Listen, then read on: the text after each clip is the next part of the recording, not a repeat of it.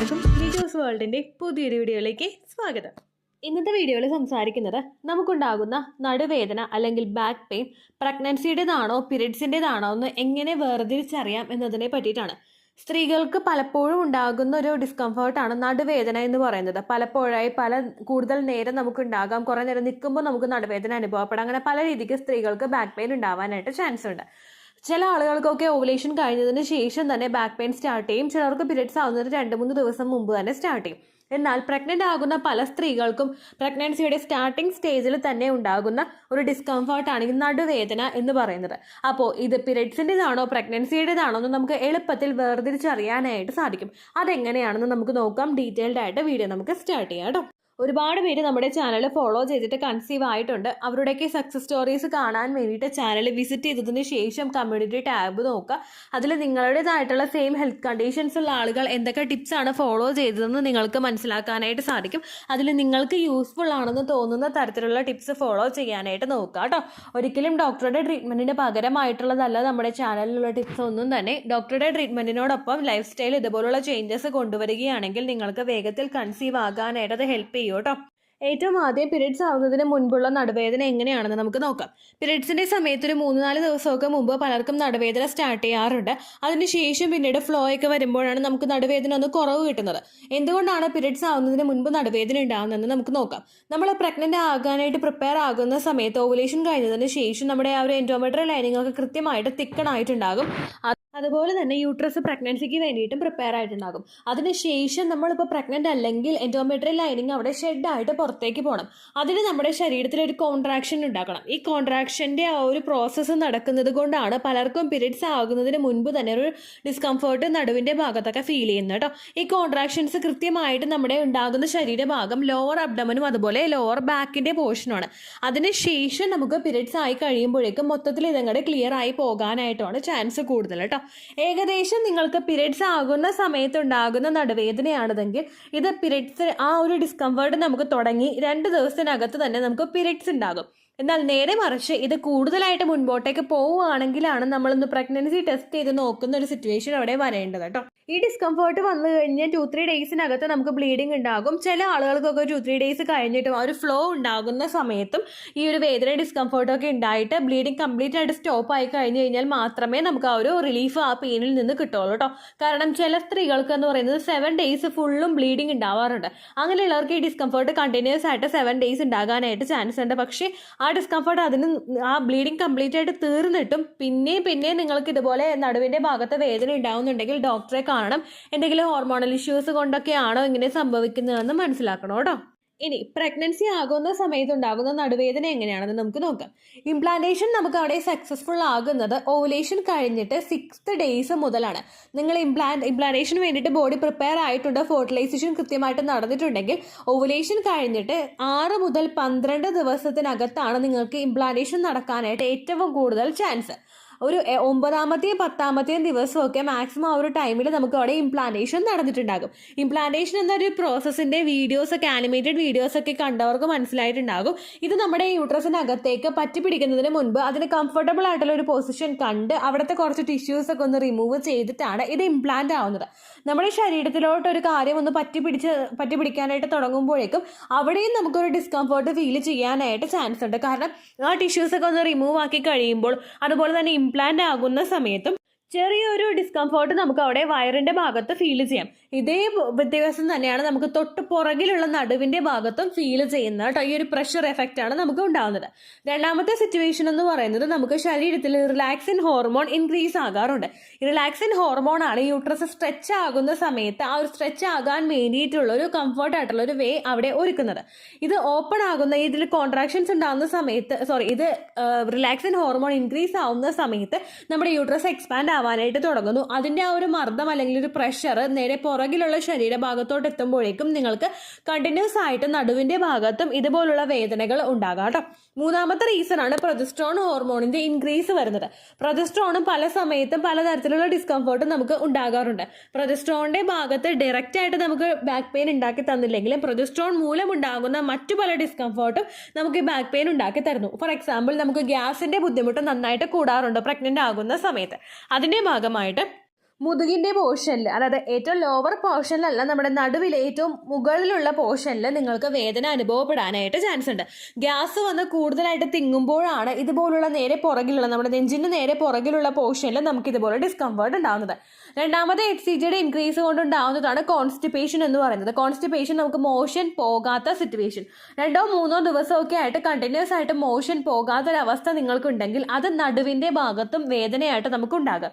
Motion പോയി കഴിയുമ്പോഴായിരിക്കും നമുക്ക് ആ നടുവേദനയ്ക്ക് ഒരു റിലാക്സേഷൻ ഉണ്ടാവുന്നത് കേട്ടോ. കണ്ടിന്യൂസ് ആയിട്ട് ഇങ്ങനെ ഉണ്ടാകുമ്പോഴേക്കും അത് നമുക്ക് ഈ കോൺസ്റ്റിപ്പേഷൻ മൂലമാണ് ഉണ്ടാവുന്നതെങ്കിൽ ഫൈബർ കണ്ടന്റ് അടങ്ങിയിട്ടുള്ള ഭക്ഷണങ്ങൾ നന്നായിട്ട് കഴിക്കാനായിട്ട് നോക്കുക. ഇടയ്ക്കിടയ്ക്ക് ചെറു ചൂടുവെള്ളം കുടിക്കുന്നത് നിങ്ങളുടെ ഒരു മോഷൻ കൃത്യമായിട്ട് പാസ് ചെയ്യാൻ വേണ്ടിയിട്ട് സഹായിക്കും കേട്ടോ. ഇതാണ് നമുക്ക് പ്രഗ്നൻസി സമയത്ത് ഉണ്ടാകുന്ന ഡിസ്കംഫർട്ട്. ഇനി ഇതിൻ്റെ നമുക്ക് നേരത്തെ പറഞ്ഞതുപോലെ തന്നെ പീരിയഡ്സിൻ്റെ മുൻപുണ്ടാകുന്ന ഒരു വേദന ഏതാനും ദിവസങ്ങൾക്ക് ശേഷം പീരിയഡ്സ് ആകുന്നു എന്ന് പറഞ്ഞതുപോലെ തന്നെ പ്രഗ്നൻസിയുടെ വേദന നമുക്ക് ഇംപ്ലാന്റേഷൻ്റെ ഡേറ്റ് മുതൽ തന്നെ നമുക്ക് എക്സ്പെക്ട് ചെയ്യാവുന്നതാണ്. ഇംപ്ലാന്റേഷൻ ഡേറ്റിൻ്റെ ഒരു 9th ഡേ മുതൽ തന്നെ പിന്നീട് അങ്ങോട്ടേക്ക് എക്സ്പെക്റ്റഡ് പീരിയഡ് ഡേറ്റിലും തൊട്ട് അങ്ങോട്ടേക്കുള്ള എല്ലാ ദിവസങ്ങളിലും നിങ്ങൾക്ക് ഈ ഒരു ഡിസ്കംഫർട്ട് ഫീൽ ചെയ്യാം. ഇനി പീരിയഡ്സിൻ്റെ വേദനയാണോ പ്രഗ്നൻസിയുടെ വേദനയാണോ എന്ന് നമുക്ക് തിരിച്ചറിയാൻ പറ്റുന്നത്. പീരിയഡ്സിൻ്റെ വേദനയ്ക്ക് കുറച്ച് കാഠിന്യം കൂടുതലായിരിക്കും. ആ കോൺട്രാക്ഷൻസ് ഒക്കെ ഉണ്ടാകുമ്പോൾ കൂടി വന്ന് പിന്നീട് അത് അവസാനിച്ച് പോവുകയാണ് ചെയ്യാറ്. എന്നാൽ പ്രഗ്നൻസിയുടെ വേദനയാണെങ്കിൽ അതൊരിക്കലും നമുക്ക് ഹെവി ആയിട്ടുള്ള ഒരു ക്രാംസ് ആയിരിക്കില്ല ഉണ്ടാവുന്നത്. നമുക്ക് വേദന ഉണ്ടാകും, പക്ഷെ അതൊരിക്കലും അസഹനീയമായിട്ടുള്ള രീതിക്കുള്ളതായിരിക്കില്ല നമുക്ക് ഉണ്ടാകുന്നത്. കാരണം കുഞ്ഞ് അവിടെ ഗ്രോ ആയിട്ട് തുടങ്ങുന്നേ ഉള്ളൂ, ആ പ്രോസസ്സൊക്കെ സ്റ്റാർട്ടായി വരുന്നേ ഉള്ളൂ. അതുകൊണ്ട് അതിശക്തമായിട്ടുള്ള ഡിസ്കംഫർട്ട് നിങ്ങൾക്ക് ഉണ്ടായിക്കൊള്ളണമെന്നില്ല കേട്ടോ. അതുപോലെ തന്നെ പ്രഗ്നൻസിയുടെ വേദനയാണ് നമുക്കെങ്കിൽ ഇടവിട്ടുള്ള ഗ്യാപ്പിലായിരിക്കും നിങ്ങൾക്ക് ആ വേദന ഉണ്ടാകുന്നത്. കുറച്ച് നേരം ഉണ്ടാകും, പിന്നെ നമുക്ക് റിലാക്സേഷൻ കിട്ടും, പിന്നെയും ആ ഒരു വേദന സ്റ്റാർട്ട് ചെയ്യും. അങ്ങനെ ആയിരിക്കും കേട്ടോ നിങ്ങൾക്ക് ഉണ്ടാകുന്നത്. ഇനി ഇതെങ്ങനെയാണ് ഈ ഒരു ഏർലി പ്രഗ്നൻസിയുടെ പെയിൻ നമുക്ക് ഏതൊക്കെ പാർട്സ്, ഏതൊക്കെ ഭാഗങ്ങളിലാണ് നടുവിൻ്റെ നമുക്ക് ഫീൽ ചെയ്യുന്നതെന്ന് നോക്കാം. ഏറ്റവും കൂടുതൽ ആ ഒരു ഒറ്റ ഭാഗത്ത് നമ്മുടെ ആ ഒരു ജോയിൻ ആകുന്ന ഒരു പോർഷൻ ഉണ്ടല്ലോ, അതായത് നമ്മുടെ അപ്പർ ബോഡിയും ലോവർ ബോഡിയും കൂടി ജോയിൻ ആകുന്ന ഒരു പോർഷനിൽ നിങ്ങൾക്ക് ഇതുപോലെ വേദന ഉണ്ടാവാനായിട്ട് ചാൻസ് ഉണ്ട്. അതുപോലെ തന്നെ മുതുകിൻ്റെ ഭാഗത്തും നിങ്ങൾക്ക് ഉണ്ടാകാം. ഇനി ഒരു ഫസ്റ്റ് ട്രൈമസ്റ്റർ പകുതിക്ക് വെച്ചിട്ടൊക്കെ ആണെങ്കിൽ നമുക്ക് പിന്നീട് അങ്ങോട്ടേക്ക് ഉണ്ടാകുന്നത് നേരെ നമ്മുടെ വയറിൻ്റെ പൊക്കിളിൻ്റെ തൊട്ട് പുറകിലുള്ള പോർഷനിൽ നിങ്ങൾക്ക് ഡിസ്കംഫർട്ട് ഉണ്ടാകാം. കാരണം യൂട്രസ് ഗ്രോ ആയിട്ട് തുടങ്ങുകയാണ്, അതിൻ്റെ ഡിസ്കംഫർട്ട് നിങ്ങൾക്ക് ഉണ്ടാകാനായിട്ട് ചാൻസ് ഉണ്ട് കേട്ടോ. എൻ്റെ പ്രഗ്നൻസിയിൽ, സെക്കൻഡ് പ്രഗ്നൻസിയിൽ ഫസ്റ്റ് ട്രൈമസ്റ്ററിൽ തന്നെ എനിക്ക് ആ ഒരു ബാക്കിൻ്റെ പോർഷനിൽ, നേരെ മുതുകിൻ്റെ പോർഷനിലായിരുന്നു വേദന വന്നുകൊണ്ടിരുന്നത്. കുറച്ചധികം നേരം നിൽക്കുമ്പോഴേക്കും ആ ഒരു ഡിസ്കംഫർട്ട് നന്നായിട്ട് ഫീൽ ചെയ്യുന്നുണ്ടായിരുന്നു കേട്ടോ. ഇനി ഈ വേദന ഉണ്ടാകുന്ന സമയത്ത് നമ്മൾ എന്തൊക്കെയാണ് ശ്രദ്ധിക്കേണ്ടതെന്ന് നോക്കാം. നീണ്ടു നിവർന്ന് എവിടെയെങ്കിലും ഒരു ഡിസ്കംഫർട്ട് നമുക്ക് തോന്നിക്കഴിഞ്ഞാൽ ഒന്ന് കിടക്കാനായിട്ട് നിങ്ങൾ ശ്രദ്ധിക്കുക. അതുപോലെ നിങ്ങൾക്ക് മൈൽഡായിട്ട് ചെയ്യാൻ പറ്റുന്നതാണ് ബ്രിഡ്ജ് പോസ് എക്സസൈസ്. ഇത് നമ്മൾ പ്രഗ്നൻസി സമയത്താണെങ്കിലും ചെയ്യുന്നത് കൊണ്ട് പ്രശ്നമില്ല. നമ്മുടെ ആ ഒരു ബാക്കിൻ്റെ ഒരു മസിൽസ് ഒക്കെ ഒന്ന് എക്സ്പാൻഡ് ആവുന്നതിന് വേണ്ടിയിട്ടുള്ള ഒരു സിറ്റുവേഷൻ കൊടുക്കുന്നു. ആ സ്ട്രെച്ചുമായിട്ട് പൊരുത്തപ്പെടാൻ വേണ്ടിയിട്ടുള്ളത്, വേദന ഒന്ന് റെഡ്യൂസ് ചെയ്യാൻ വേണ്ടിയിട്ട് സഹായിക്കുന്നതും ഈ ഒരു എക്സസൈസ് ചെയ്യുന്നത് വഴി നമുക്ക് കിട്ടും കേട്ടോ. അതുപോലെ നിങ്ങൾക്ക് കണ്ടിന്യൂസ് ആയിട്ട് ഈ ഒരു ഡിസ്കംഫർട്ട് വരുന്നുണ്ടെങ്കിൽ ഒരുപാട് നേരം നിന്നിട്ടുള്ള ജോലികൾ നിങ്ങൾ ചെയ്യാതിരിക്കാൻ പ്രത്യേകം ശ്രദ്ധിക്കുക. 1 മണിക്കൂറാണെങ്കിലും ഒറ്റ സ്ട്രെച്ചിൽ നിങ്ങൾ അടുക്കളയിൽ നിൽക്കാതിരിക്കുക, കുറച്ച് നേരം ഇരിക്കുക, കിടക്കുക, അങ്ങനെയൊക്കെ ചെയ്തിട്ട് നിങ്ങൾ ജോലി ഫിനിഷ് ചെയ്താൽ മതി കേട്ടോ. അതുപോലെ തന്നെ ഡിസ്കംഫർട്ട് കൂടി വരുമ്പോഴേക്കും നിങ്ങൾ ഡോക്ടറെ കണ്ട് പറഞ്ഞു കഴിഞ്ഞാൽ വിറ്റമിൻ ഇയുടെ സപ്ലിമെന്റ് നിങ്ങൾക്ക് തരാറുണ്ട്. സാധാരണ നമ്മുടെ ആ ഒരു പോർഷനൊക്കെ ഒന്ന് സ്ട്രോങ് ആക്കി വെക്കുന്നതിന് വേണ്ടിയിട്ട് ഇത് സഹായിക്കും. നടുവിൻ്റെ പോർഷനൊക്കെ ആ ഒരു എക്സ്പാൻഷനൊക്കെ നന്നായിട്ട് നടക്കുന്നതിന് വേണ്ടിയിട്ട് ഒന്ന് ബോഡിയെ സ്ട്രോങ് ആക്കാൻ വേണ്ടിയിട്ട് ഇത് യൂസ് ചെയ്യുന്നത് സഹായിക്കുന്നുണ്ട്. ഒപ്പം നമ്മൾ പ്രഗ്നൻസിയുടെ സമയത്ത് കാൽസ്യത്തിൻ്റെ മെഡിസിൻ എടുക്കുന്നത് ആ ഒരു എല്ലിനൊക്കെ ബലക്ഷയം ഉണ്ടാക്കുന്നത് ഒരു പരിധി വരെ നിയന്ത്രിച്ചു കൊണ്ടുപോകുന്നതിന് വേണ്ടിയിട്ട് സഹായിക്കുന്നുണ്ട് കേട്ടോ. പ്രഗ്നൻസിയുടെ സ്റ്റാർട്ടിങ് സ്റ്റേജിൽ മുതൽ തന്നെ നമ്മൾ കാൽസ്യത്തിൻ്റെ സപ്ലിമെൻ്റ് എടുക്കണം. അല്ലെങ്കിൽ നമ്മൾ കുഞ്ഞിന് ബ്രസ്റ്റ് മിൽക്കിൽ കാൽസ്യം വേണ്ടതുകൊണ്ട് അത് ലാസ്റ്റ് നമ്മുടെ ആ ഒരു മസിൽസിൽ നിന്നൊക്കെ, നമ്മുടെ ബോൺസിൽ നിന്നൊക്കെ വലിച്ചെടുക്കാനായിട്ട് തുടങ്ങും. അപ്പോൾ നമുക്ക് ഈ ഇതുപോലെയുള്ള ബാക്ക് പെയിനും അതുപോലെ മുട്ടിന് വേദനയൊക്കെ കണ്ടിന്യൂസ് ആയിട്ട് ഉണ്ടാകും കേട്ടോ.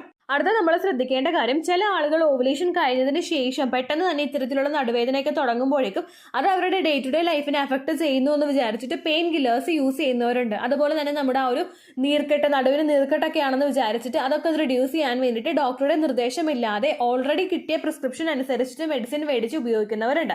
നമ്മൾ പെയിൻ കില്ലേഴ്സ് ഓവുലേഷൻ കഴിഞ്ഞിട്ട് യൂസ് ചെയ്യാനായിട്ട് പാടില്ല. യൂസ് ചെയ്യുന്നുണ്ടെങ്കിൽ അത് ഡോക്ടറുടെ പ്രിസ്ക്രിപ്ഷനോടുകൂടി മാത്രമായിരിക്കണം. നേരത്തെയുള്ള പ്രിസ്ക്രിപ്ഷൻ അല്ല, ജസ്റ്റ് ആ ഒരു വേദന വന്നപ്പോൾ നിങ്ങളുടെ ലൂട്ടിയൽ ഫേസിൽ നിന്നിട്ട് നിങ്ങൾ ഡോക്ടറെ കണ്ടെടുത്ത പ്രിസ്ക്രിപ്ഷൻ ആയിരിക്കണം അത്. കാരണം പ്രഗ്നന്റ് ആകുന്ന ഒരു സ്ത്രീക്ക് പറ്റുന്ന പെയിൻ കില്ലേഴ്സ് ഉണ്ട്, പ്രഗ്നൻസി ആകാത്തവർക്ക് വേണ്ടുന്ന പെയിൻ കില്ലേഴ്സും ഉണ്ട്. ആ ഡോസേജിൽ വ്യത്യാസം വരുമ്പോഴേക്കും പലപ്പോഴും അത് നമ്മുടെ കുഞ്ഞുങ്ങൾക്ക് സേഫ് ആയിട്ടുള്ള പെയിൻ കില്ലേഴ്സ് ആണ് നമ്മൾ യൂസ് ചെയ്യേണ്ടത്.